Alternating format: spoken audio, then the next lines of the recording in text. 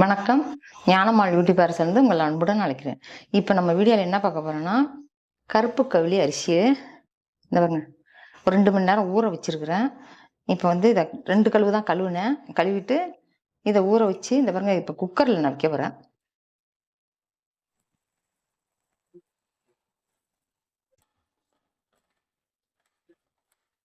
மூடி போட்டேன்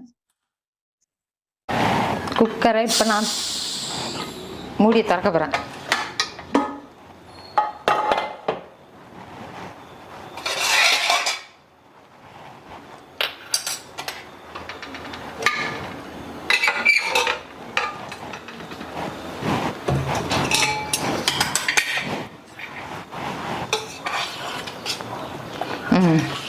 நல்லா வெந்திருக்கு.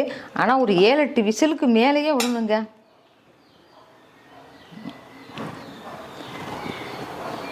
வெந்திருக்கு. இந்த பாருங்க நான் வந்து நாட்டு சர்க்கரையை வந்து காய்ச்சிருக்கேன். காய்ச்சி இதில் வடிகட்டுறேன். ஏன்னா இந்த இரும்பு சல்லடையில் வடிகட்டினோம்னா அது தூளெல்லாம் கீழே இறங்க மாட்டேங்குது. அதுக்கு தான் இந்த சல்லடையில் நான் வடிகட்டுறேன். ஏன்னா மண்ணு கிண்ணு இருக்காது. இந்த பொங்கலை வந்து நீங்கள் எத்தனை நாளைக்கு வேணாலும் இந்த மாதிரி பாவு காய்ச்சி செய்கிறது 4-5 நாள் ஒரு வாரம் கூட வச்சுக்கலாம். நல்லாயிருக்கும் பொங்கல், கெட்டு போகாது. சும்மா வெள்ளத்தை போட்டு கிண்டுனோம்னா அது ஒரு நாளைக்கு வச்சுக்கலாம். மக்கியா நாள் கூட கொஞ்சம் தாங்கும். இது வந்து ஒரு 4-5 நாளைக்கு வச்சுக்கலாம். இந்த நெய் போடுறோம் இதில். சரி, நல்லா காஞ்சி பிச்சுக்கணும்.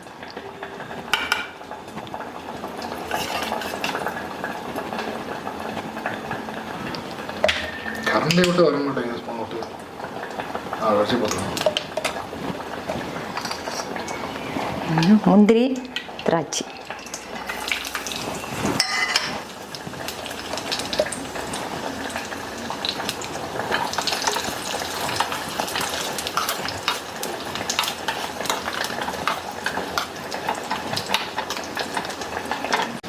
ஏலக்காய் இதில் பொரிச்சு போட்டோம்னா இன்னும் கொஞ்சம் வாசமாக இருக்கும். நான் தூளாக நுணுக்கி வச்சுருக்கிறேன். போதும், எடுத்துடலாம். இதை ஆஃப் பண்ணிவிட்டு இந்த பாருங்க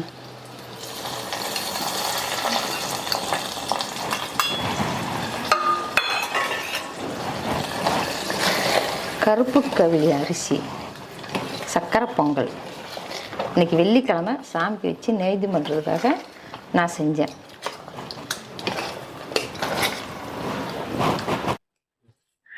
இந்த பாருங்க கருப்பு கவுளி அரிசி சக்கரை பொங்கல். இன்னும் ஆறணும். ஆறுனா தான் உங்களுக்கு இஞ்சும் அப்படியே கெட்டியா போயிடும்.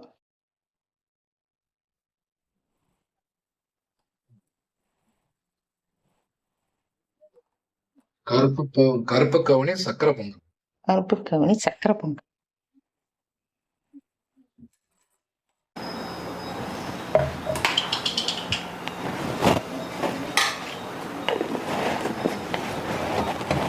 வேக விடணும். ரொம்ப நேரம் ஒரு 8 விசில்னாலும் விடணும்.